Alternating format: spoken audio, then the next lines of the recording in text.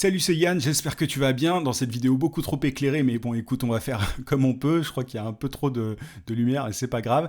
Aujourd'hui, je voudrais t'expliquer comment démarcher des clients. Alors, j'aime pas du tout ce terme démarcher, le démarchage, tout ça, mais on va l'utiliser parce que c'est ce qui est utilisé en général.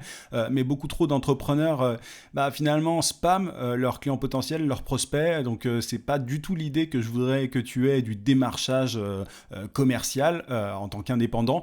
Je vais creuser tout ça en détail, mais juste avant, si tu es coach, consultant, formateur, freelance, si tu vends tes services à des entreprises de manière générale, j'ai une formation gratuite continue, tu as le lien d'inscription en description, tu peux aussi cliquer sur le i sur YouTube et en t'inscrivant, tu vas recevoir chaque matin à 9h un email dans lequel je partage des conseils, des astuces, des techniques avec toi pour facturer tes services à prix d'or et pour trouver plus de clients. Donc encore une fois, tu as le lien en description ou alors tu cliques sur le i sur YouTube. Ceci étant dit, je voudrais déjà commencer par te donner plusieurs règles à suivre si tu veux avoir des résultats quand tu démarches, quand tu prospectes.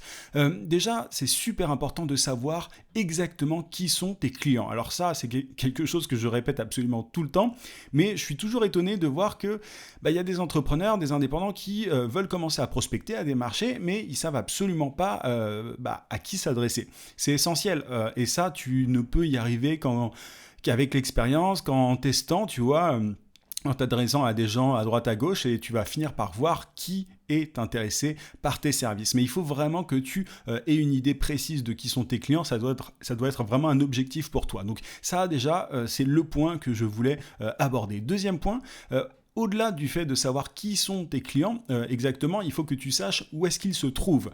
Il y a énormément d'erreurs aussi à ce niveau-là. J'ai pas mal de gens qui me disent parfois est-ce que tu penses que c'est intéressant pour moi LinkedIn, alors qu'ils sont dans des secteurs vraiment pas du tout intéressants pour LinkedIn. Enfin, LinkedIn en B2B, c'est une plateforme qui est géniale, mais il n'y a pas tout le monde sur LinkedIn. C'est pas la plateforme idéale pour tout le monde. Parfois, la pub Facebook est plus intéressante. Parfois, créer une chaîne YouTube est plus pertinent. Bref, donc il faut que tu saches où se trouve ta cible, où est ta cible, où est-ce qu'elle se promène, où est son attention. Et ensuite, tu vas pouvoir aller dans ces endroits-là. Mais c'est important de le savoir. Troisième point, ne démarche jamais dans l'urgence. Pour moi, le démarchage, la prospection, je vais utiliser le terme prospection, ce sera plus simple, c'est quelque chose qui doit se faire constamment. Pas dans l'urgence, parce que quand tu es dans l'urgence, les gens le ressentent et ils n'ont pas forcément envie d'avoir affaire avec un nécessiteux, avec quelqu'un qui est en mode, qui est presque en train de mendier, tu vois, un contrat. C'est vraiment pas la bonne attitude que tu as en général quand tu es quand tu es dans l'urgence, quand tu as besoin d'un contrat tout de suite. Donc, fais-le un petit peu tous les jours, prospecte, démarche un petit peu tous les jours. Et du coup, ce qui est bien dans ce cas-là, c'est que vu que les gens verront que t'es pas en dèche, quoi, tout simplement pour dire le mot, ils vont peut-être créer un lien plus facilement avec toi. Ils vont pas se dire celui-là, il est là pour me prendre quelque chose, il est là pour prendre mon argent. Crois-moi, c'est un peu caricatural dit comme ça, mais ça se ressent vraiment quand quelqu'un a besoin d'un contrat en face, quand quelqu'un a besoin de ton argent, tu le ressens assez facilement, même quand ça n'est que via des mots sur les réseaux sociaux. Donc attention à ça, ne prospecte pas dans l'urgence. Autre point. Il faut comprendre qu'il faut souvent plusieurs points de contact avec tes prospects pour que les choses fonctionnent. C'est-à-dire que tu as pas mal de gens qui vont chercher à vendre leurs services dès le premier message sur LinkedIn par exemple. Je vais y revenir dans quelques instants, mais c'est vraiment pas la bonne manière de faire. Il faut parfois un message, 2 messages, 3 messages, 4 messages et seulement au bout du 5e message commencer à poser des questions par rapport à un éventuel rendez-vous téléphonique. Mais ne te précipite pas sur la vente, ça je vais y revenir, mais vraiment c'est extrêmement important de comprendre que les gens ont besoin souvent de plusieurs points de contact avant d'envisager un achat, de mettre la main au portefeuille. Donc attention à ce point-là. Autre point, il faut aussi comprendre que la relance elle doit être systématique ou presque systématique. C'est-à-dire qu'il y a beaucoup d'entrepreneurs qui abandonnent au bout d'une relance ou de deux relances. Moi, j'ai déjà décroché des contrats au bout de 3, 4, 5, 6 relances. Alors, c'est un peu extrême, 6 relances, tu vois, va pas forcément jusque-là. Mais très souvent, les gens, ils ont une vie, ils ont des choses à faire et donc il faut les relancer et parfois c'est pas parce qu'ils ne sont pas intéressés parce que tu proposes qu'ils te répondent pas, c'est juste que je sais pas, ils sont tombés malades, ils ont eu un enfant, je sais pas, peu importe, enfin tu vois, il y a plein d'événements qui peuvent arriver dans la vie qui font qu'on va pas te répondre, donc il faut constamment relancer sans être relou bien évidemment, mais il faut relancer. Et autre point, avant-dernier, il faut toujours chercher à conclure par téléphone. N'essaye pas de vendre sur les réseaux sociaux ou par email, tu vois, c'est-à-dire que l'email et LinkedIn par exemple, ça doit être un moyen moyen de décrocher un rendez-vous téléphonique et c'est durant ce rendez-vous téléphonique que tu vas vendre, que tu vas réellement vendre, que vous allez parler des tarifs, etc. Mais pas avant, tu vois. Et ça m'amène à mon dernier point, ne donne pas ton tarif trop vite. Pour démarcher de façon efficace des clients, c'est vraiment essentiel de le comprendre. Il ne faut pas donner tes tarifs dès qu'on te le demande ou alors dès le premier message, parce que tu n'as pas eu le temps de créer un lien de confiance. T'as pas eu le temps de créer une relation, donc la personne elle va se trouver toutes les excuses pour s'enfuir, tu vois, tout simplement, et ne pas creuser le sujet. Donc ne donne pas ton tarif trop vite, crée un lien d'abord et ensuite tu vas pouvoir parler de tout ça. Donc ça m'amène à trois cas. Je voulais, alors deux grandes catégories déjà. Je voulais distinguer les indépendants, les entrepreneurs spécialistes, tu vois, de manière générale, les vendeurs de services spécialisés, je vais y revenir, et les généralistes. Dans les spécialistes, j'ai mis les freelances, voilà, les freelances, les community managers, les rédacteurs, les graphistes, les développeurs, c'est peut-être ton cas, et j'ai mis dans une deuxième sous-catégorie les consultants, donc les consultants spécialisés, et dans la deuxième grande catégorie, tu as les généralistes, là dedans je mets les agences digitales 360, les cabinets de conseil, bref, toutes les boîtes qui vendent plein de services très différents. Mais déjà, on va se pencher sur le cas des spécialistes. On va parler des freelances. Tu es peut-être des développeurs, rédacteurs, community managers. Alors, il faut comprendre un truc, c'est que pour démarcher efficacement dans cette situation-là, il faut faire pas mal de volume. Parce que ce que tu essayes de faire quand tu es freelance, c'est de tomber sur la bonne personne au bon moment. Alors, je te dis pas de spammer, je te dis pas, tu vois, de vendre à gogo, voilà, de balancer plein de liens, de faire ça de façon ultra relou. Enfin, personne n'aime ça, et même une personne qui sera intéressée par tes services, si tu l'approches de façon trop agressive, elle va se barrer, elle va juste pas avoir envie d'aller plus loin avec toi. Mais il faut quand même comprendre qu'il faut faire pas mal de volume dans ce cas-là, parce que tu es à la recherche presque d'une aiguille dans une botte de foin. Alors, j'espère que tes services sont quand même demandés de façon assez récurrente, tu vois, que tu ne proposes pas un service ultra rare, sinon je t'invite à penser à autre chose, à un autre service à vendre, mais il faut quand même faire pas mal de volume dans ce cas-là, quand tu es par exemple community manager, parce que tout le monde ne cherche pas un community manager à un instant T, tu vois. Donc il faut envoyer pas mal de messages, et souvent, pour avoir des résultats, il faut quand même utiliser des outils d'automatisation, mais il faut bien le faire. Tu vois, sur LinkedIn par exemple, ou alors quand tu prospectes par email, il faut faire des envois massifs, même si ces envois massifs doivent être d'une certaine manière personnalisés. Tu peux envoyer 100, 200, 300 emails et plus de façon personnalisée. C'est tout à fait possible. J'en reparlerai sans doute dans une autre vidéo, mais tu peux le faire. En tout cas, tu peux donner l'apparence de la personnalisation à un email, même si tu en envoies plein. Donc, il faut comprendre que tu as pas mal de volume à faire. Mais un autre truc, c'est que, tu vois, quand tu es freelance, tu vas pas tourner autour du pot pendant 150 ans.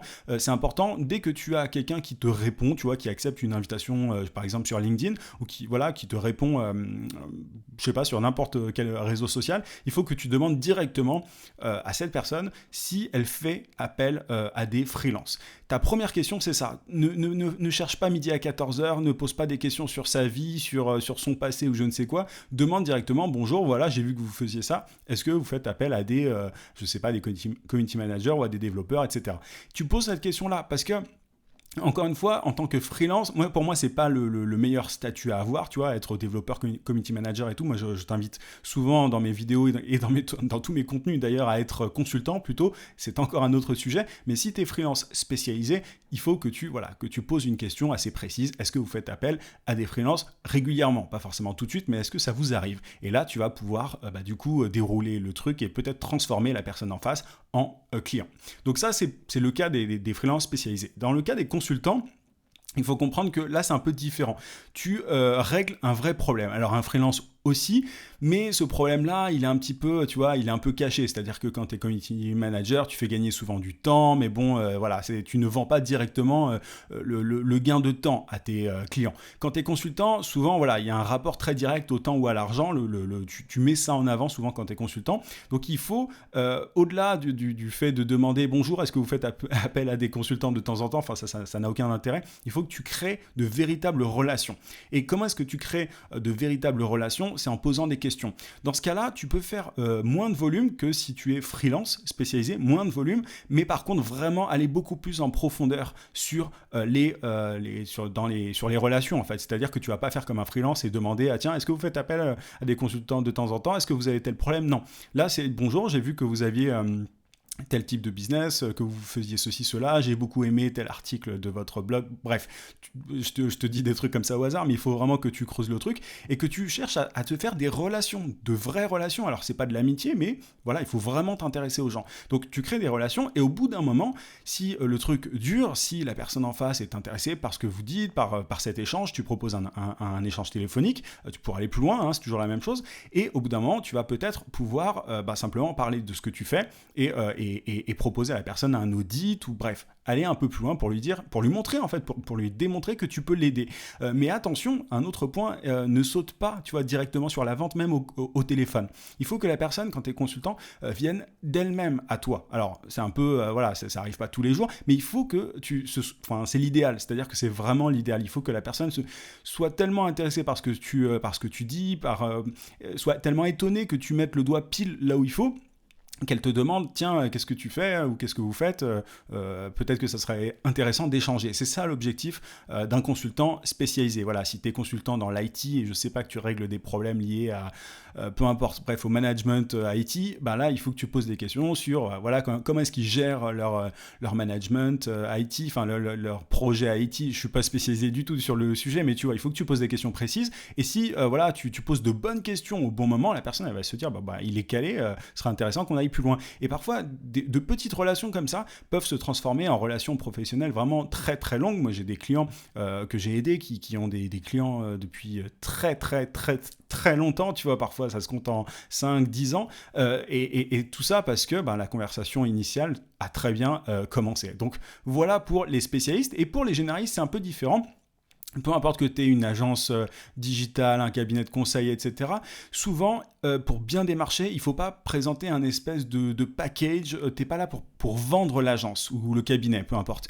Il faut, pour avoir des résultats, découper tes services. Découper ce que tu fais. Si tu as une agence digitale, ne va pas dire, voilà, nous on fait du community management, du développement, bref, tout ça en général c'est très compliqué en plus à vendre. Moi je déconseille très souvent d'être généraliste, mais c'est un autre sujet. Je t'invite à regarder d'autres vidéos sur ma chaîne si ça t'intéresse, mais découpe tes services et essaye de voir quel est le truc qui résonne le plus sur le marché. Et tu peux penser à un premier service à vendre et faire en sorte que tu aies d'autres services complémentaires. C'est-à-dire que tu identifies sur le marché que tel service intéresse beaucoup de gens. Tu vas te dire, c'est ça que je vais proposer quand je vais démarcher, quand je vais prospecter, que ça soit par email ou sur LinkedIn. Je vais essayer de trouver des personnes qui sont intéressées par ce truc-là et je vais vendre que ce truc-là. Je vais chercher à vendre que ce truc-là. Et ensuite, une fois que tu as le client, une fois que tu as converti des prospects sur ce service spécifique, on peut parler d'hameçon si tu veux, même si voilà, j'aime pas trop l'idée d'hameçon parce que ça fait un peu piège, c'est pas un piège. L'idée c'est de vendre le truc que le marché veut tout de suite maintenant, et après quand tu as établi une relation, tu vas pouvoir vendre tes prestations complémentaires, tes upsells, si on parle comme un marketeur, tu vas pouvoir vendre, je sais pas si tu es si tu as une agence digitale et que tes clients ils ont absolument envie de trafic, tu peux leur vendre de la pub Facebook, et derrière si tu fais aussi des sites internet, tu vas peut-être te rendre compte que leur site internet il est tout pourri, il faut faire une refonte, et vu qu'ils te font confiance grâce au premier service que tu leur as vendu et grâce aux résultats que tu as obtenus, ton client, il va peut-être te dire, tiens, ce serait pas mal que tu refasses aussi notre site internet. Tu vois, il faut réfléchir vraiment dans cette optique-là. Quand tu as un business généraliste, quand tu as une agence ou quand tu as un cabinet de conseil, ne cherche pas à te vendre en tant qu'agence ou il faut pas vendre du 360. Du généraliste, ça ne marche pas sur les réseaux sociaux ou ou par email, les gens veulent du sur-mesure. Donc, essaye d'identifier exactement ce que le marché simplement veut. Donc, ça, parfois, il faut pas mal de tests avant de trouver le truc qui fonctionne. Mais c'est comme ça que tu auras beaucoup plus de résultats quand tu démarcheras des clients. Voilà un petit peu ce que je voulais te dire aujourd'hui. J'espère que ça t'a été utile. Si c'est le cas, n'hésite pas à mettre un gros pouce, à partager cette vidéo si tu penses qu'elle peut intéresser d'autres personnes dans ton entourage. Je te souhaite plein de succès et je te dis à très vite.